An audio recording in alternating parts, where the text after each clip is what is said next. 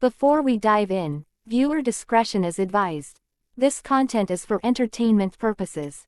What happens when one of Hollywood's most beloved environmental champions walks into what he thinks is a friendly interview only to face the most brutal character assassination ever broadcast on daytime television?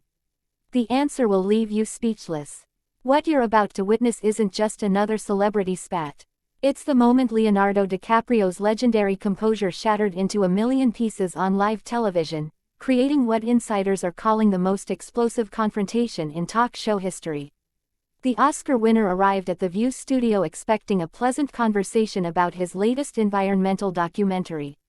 What he got instead was a calculated ambush that would escalate from polite disagreement to full-scale warfare in less than 20 minutes.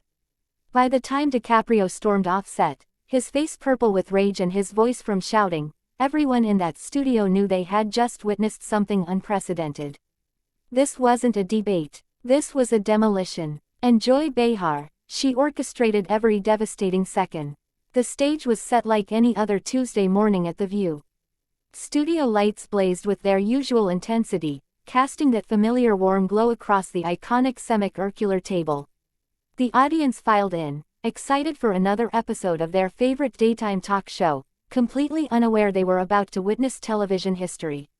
Leonardo DiCaprio, dressed impeccably in a tailored navy suit with an open-collar white shirt, made his entrance to enthusiastic applause. He smiled that famous smile, waving to the crowd with the easy confidence of someone who had done thousands of interviews. Why wouldn't he be relaxed? He was there to talk about something he loved. His new environmental documentary that had been making waves in the film festival circuit. The project had consumed 3 years of his life, taking him to melting glaciers in Greenland, devastated rainforests in Brazil, and drought-stricken communities across Africa. He had partnered with leading climate scientists to create what critics were calling the most comprehensive look at environmental challenges ever put to film. As DiCaprio settled into the plush guest chair, exchanging pleasantries with the panel, everything seemed perfectly normal. Whoopi Goldberg welcomed him warmly, praising his latest acting work and his long-standing commitment to environmental causes. Sarah Haynes asked about his experience filming in extreme locations. Alyssa Farah Griffin inquired about the documentary's most powerful moments. The conversation flowed easily, punctuated by laughter and genuine interest from both the hosts and the audience. But those who knew Joy Behar really knew her recognized something in her demeanor.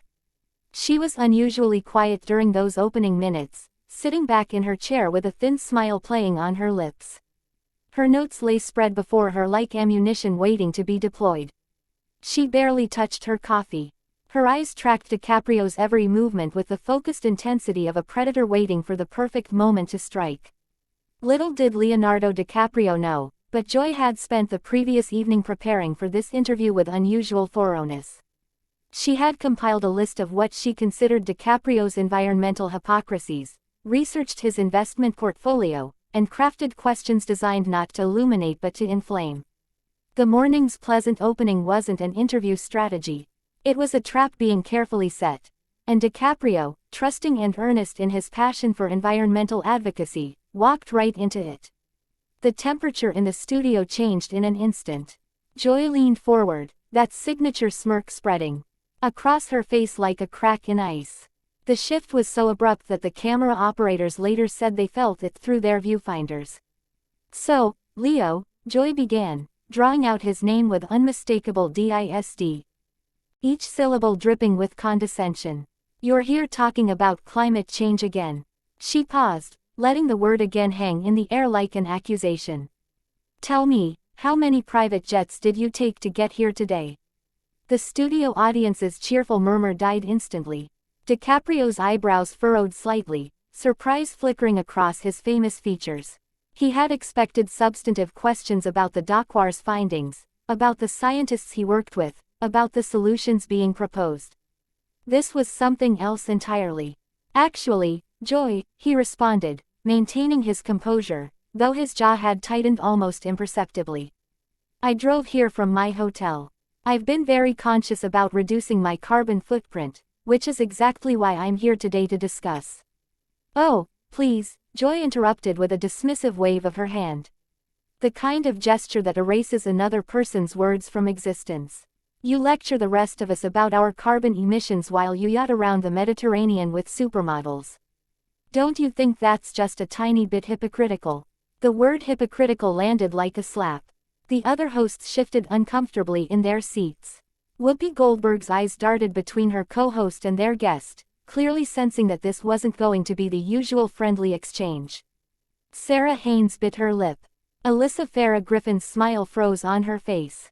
The audience fell into that particular kind of silence that comes when people sense conflict brewing but don't yet know how bad it's going to get. DiCaprio straightened in his chair, his posture shifting from relaxed to defensive. His voice remained calm, but there was a new edge to it. The first hairline fracture in his diplomatic facade. Joy, I think you're conflating personal choices with systemic advocacy. Yes, I've made mistakes in the past, but I've also donated over $100 million to environmental causes.